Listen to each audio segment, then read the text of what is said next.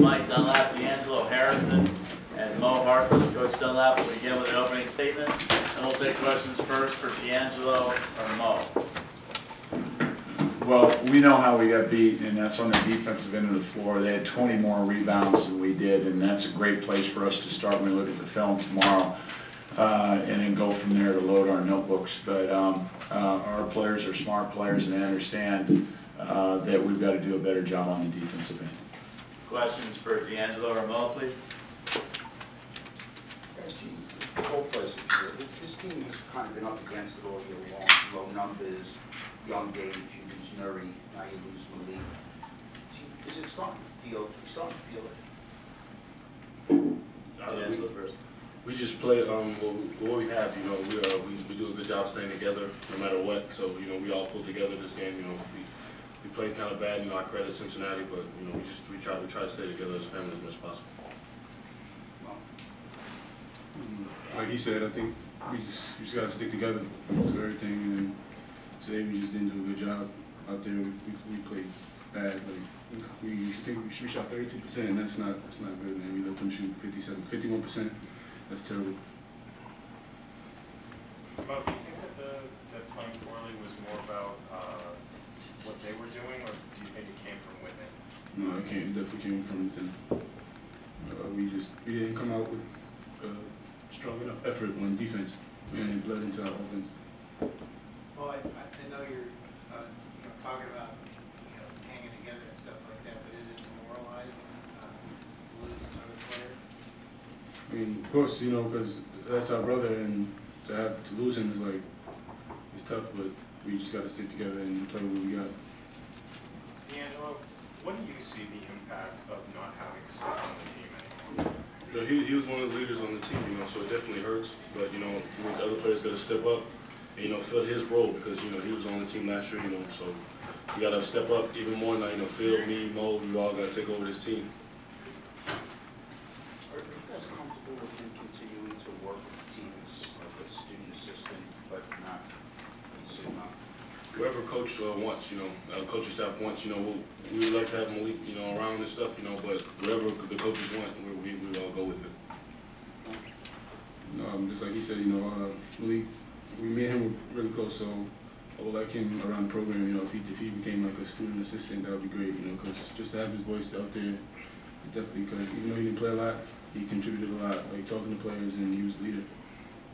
Was this a surprise to you? But,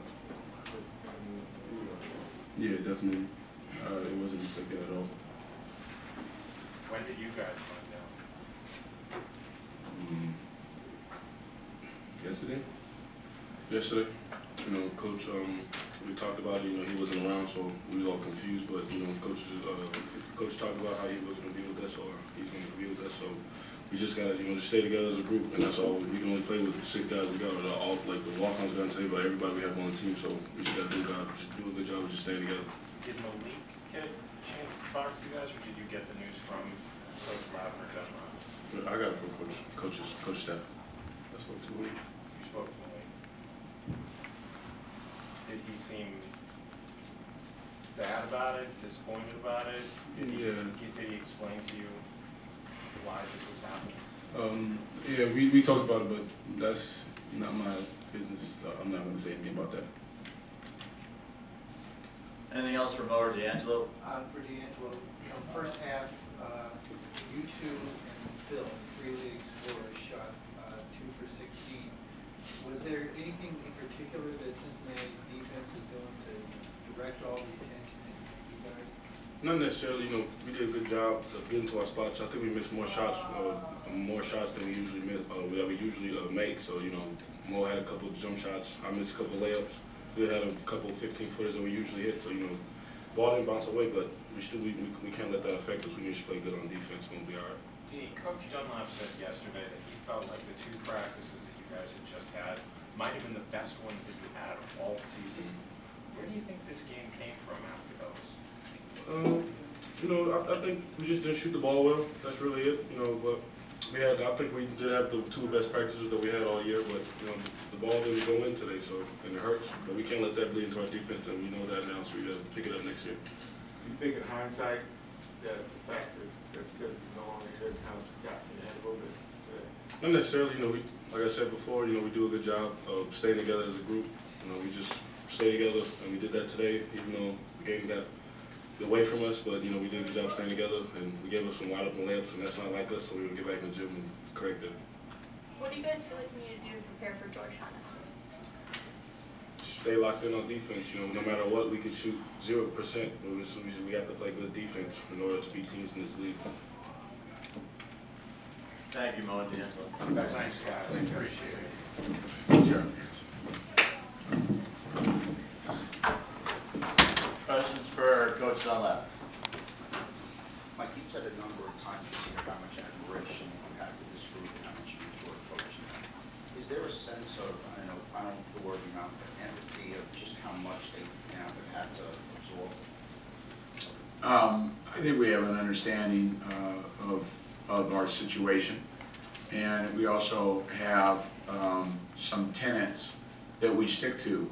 You know, they're basketball tenets, and then also just on Malik, he'll always be part of the family.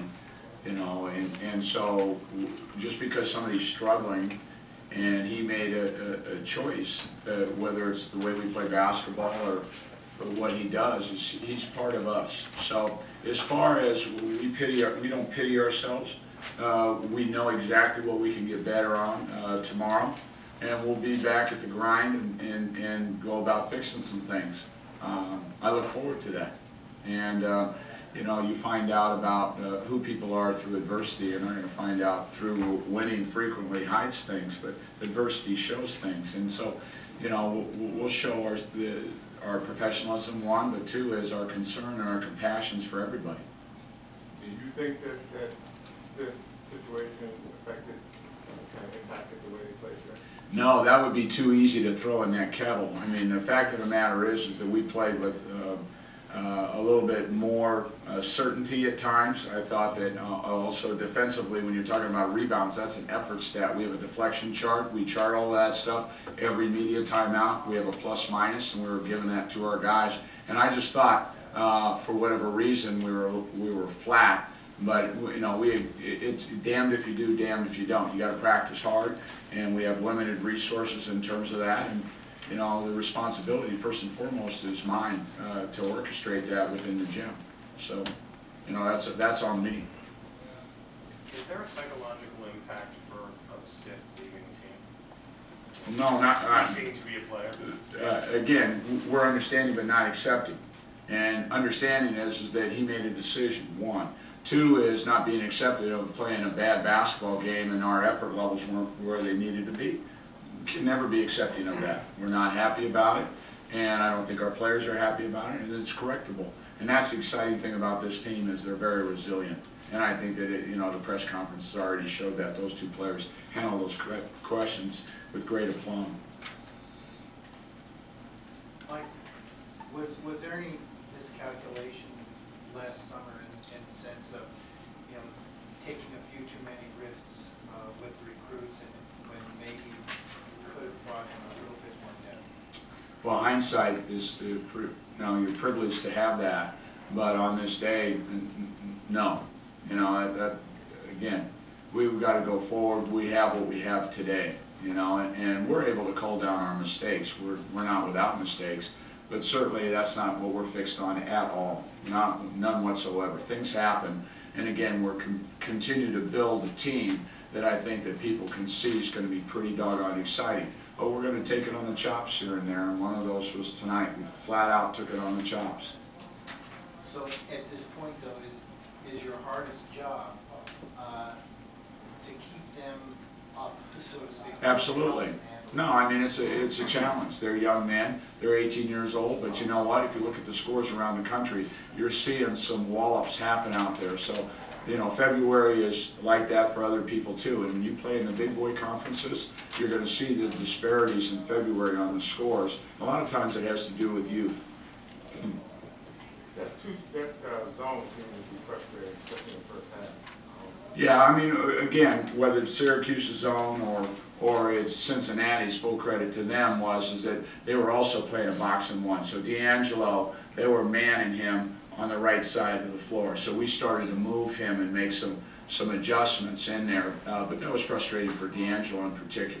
Yeah. Michael, 6 guys in the rotation be enough, or do you need one of these guys who is either a walk-on last year in scholarship now or a walk-on now to take some of those minutes? Well, it's something that we'll have to look at according game by game, but we're not afraid to go to our 7th or our 8th just because of necessity. So I think it's something that we'll have to do at some point in time. Yeah, good question. Anything else for Coach Dunlap? You can smile out there. There's no way, I mean, I'm just telling you that we really look forward to coaching our team.